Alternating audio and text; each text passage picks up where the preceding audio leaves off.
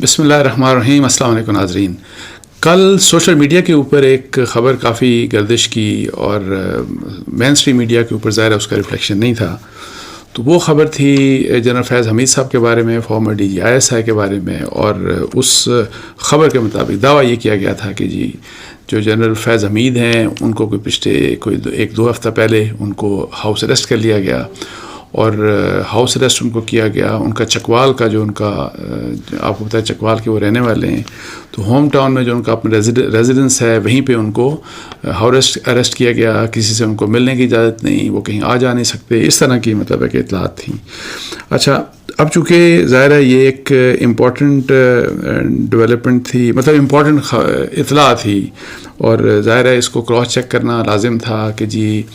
کیا حقیقت ہے اور کیا واقعی ایسا ہے کہ نہیں ہے. اور یہ بھی آپ کو بتاتا چلوں کہ اس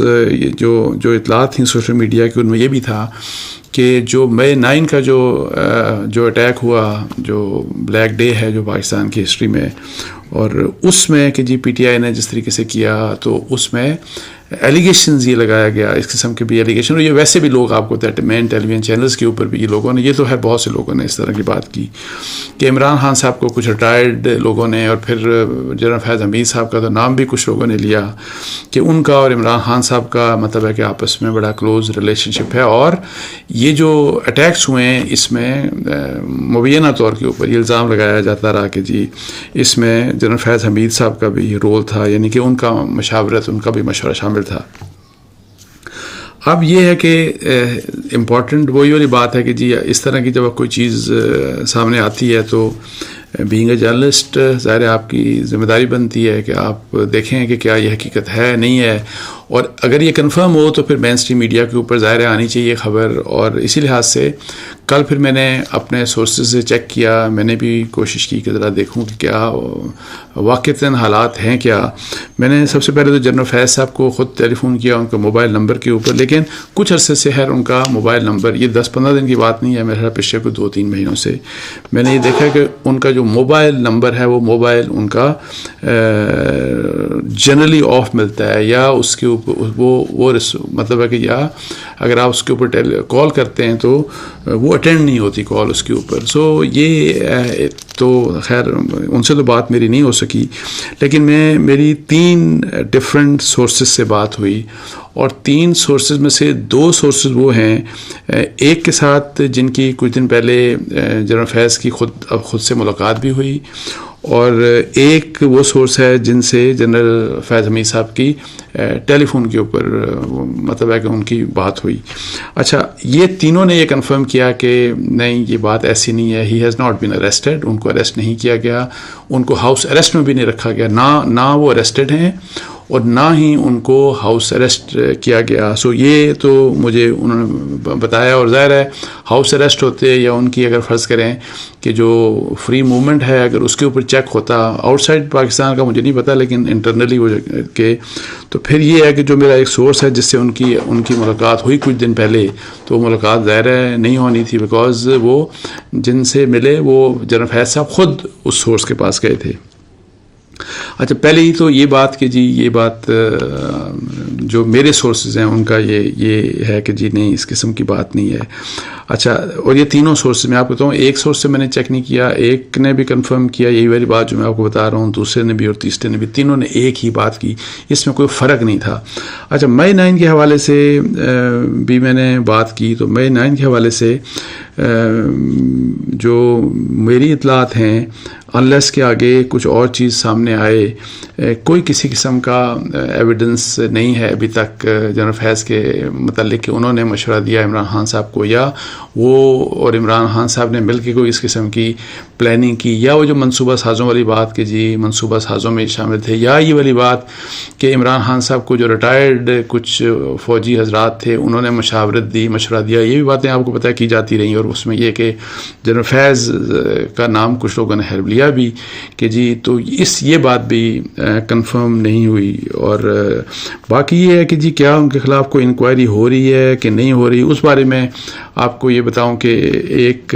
تو آپ کو یاد ہوگا کہ میرے خیال مارچ میں, اس سال مارچ میں کوئی 3 مہینے پہلے رانا ثناءاللہ صاحب نے ایک پریس کانفرنس میں یہ بات کی تھی جنرل فیض صاحب کے بارے میں کہ ان کے متعلق کوئی انکوائری مطلب ہے کہ ہو رہی ہے، اور جب جو بھی کوئی چیز اس میں سامنے آئی تو وہ کنسرنڈ اتھارٹیز یعنی کہ ظاہر ان کا تعلق فوج سے ہے، اور یہ اگر انکوائری ہو بھی رہی ہے، جو بھی ہو رہی ہے وہ فوج ہی کر رہی ہے، تو جو بھی اناؤنسمنٹ آئے گی وہ اسی سائٹ کے اوپر آئے گی۔ انہوں نے ڈیٹیلز اس بات کی مزید ڈیٹیلز میڈیا سے شیئر نہیں کی تھی، لیکن انہوں نے کوئی اس قسم کی بات کی تھی۔ اچھا، یہ انکوائری کس قسم کی ہو سکتی ہے، کس قسم کی نہیں ہو سکتی، یہ تو ہے ظاہر ہے مختلف اسپیکولیشنز ہیں، لیکن ایک فیکٹ میں آپ کو اور بتا دوں کہ مارچ میں ہی میں نے ایک سٹوری دی تھی جو نیوز میں بھی چھپی، جنگ میں بھی چھپی، اور شاید اس کا ریفلیکشن جیو پہ بھی آیا تھا، اور وہ یہ سٹوری تھی کہ جس وقت آفتاب سلطان صاحب وہ جب چیئرمین نیب تھے اور ان کے آخری دنوں کی بات ہوگی یا آخری ہفتوں کی، مطلب ہے کہ جب انہوں نے آپ کو بتایا کہ پری میچورلی انہوں نے گورنمنٹ سے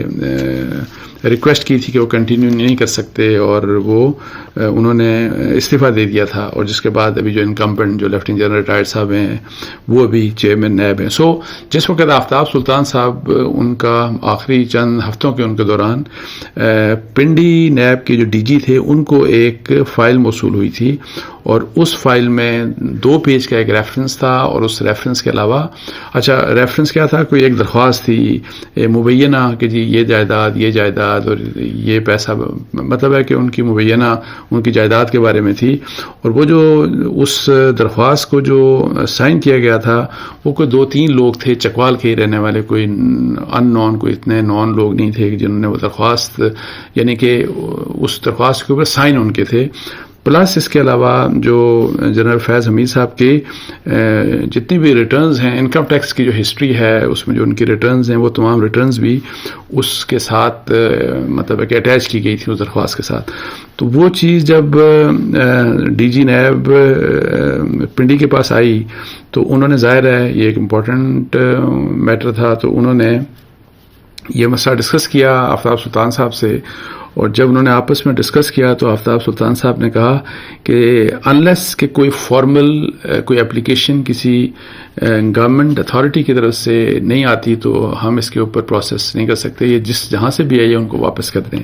تو اس لحاظ سے اس کے بعد وہ واپس کر دی گئی تھی۔ اب اس کے بعد کیا یہ مسئلہ دوبارہ واپس اس قسم کی کوئی درخواست نیب کے پاس آئی کہ نہیں آئی،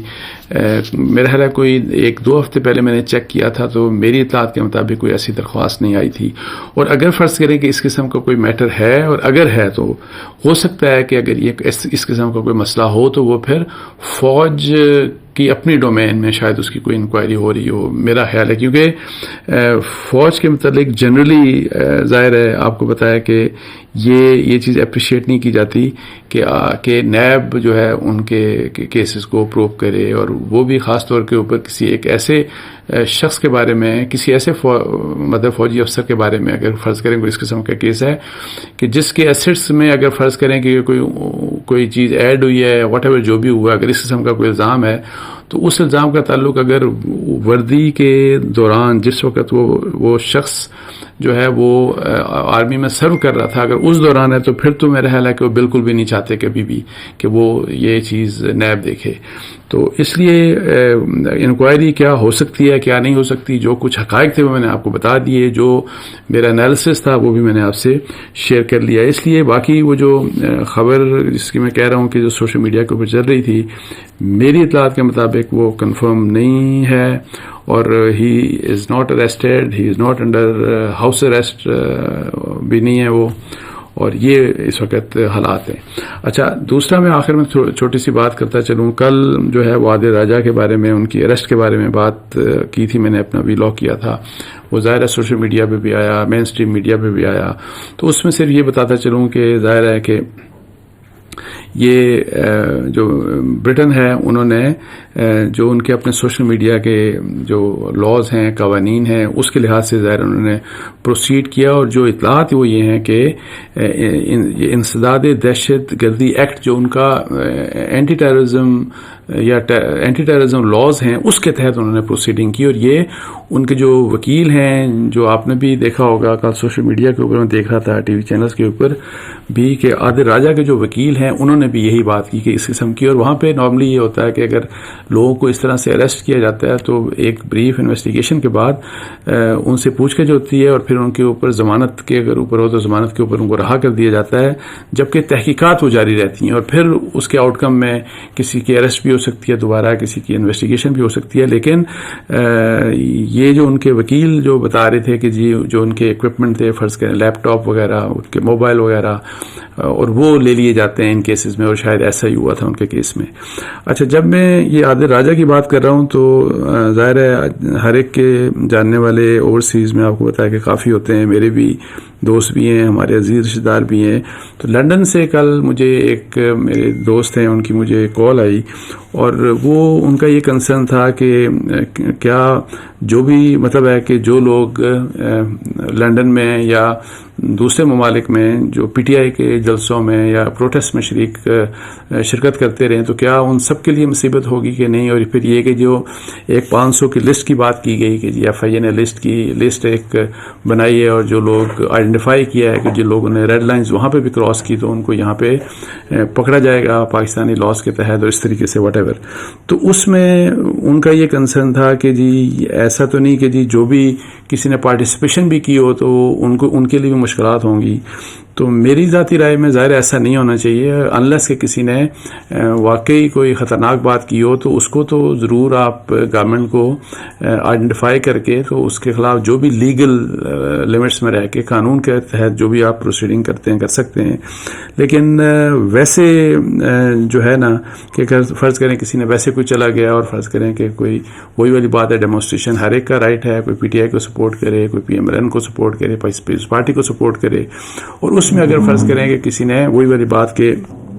کوئی سیریسلی ایسی چیز جو کہ اسٹیٹ کے متعلقہ ہو، جو اسٹیٹ کے انسٹیٹیوشنز کے متعلقہ ہو، اگر اس طرح کی کوئی بات نہیں کی، کوئی ان کے خلاف یا کوئی سیریس بات نہیں ہے تو ان ایسے لوگوں کو بالکل بھی یعنی کہ پریشان نہیں کیا جانا چاہیے. اور یہ ذمہ داری ہے حکومت کی، بیکاز یہ اوورسیز پاکستانی کی تعداد بہت بڑی تعداد ہے پاکستان کے اوورسیز پاکستانیز کی، اور جن لوگوں کی ہم بات کر رہے ہیں یہ بہت چھوٹی تعداد میں اس قسم کے لوگوں نے ایکٹ کیا، جو ان کے پارٹ کے اوپر اگر بیہیویئر ان کا یا انہوں نے جو زبان استعمال کی یا گالم گلوچ کیا یا اداروں کو یا پاکستان کے اگینسٹ کوئی بات کی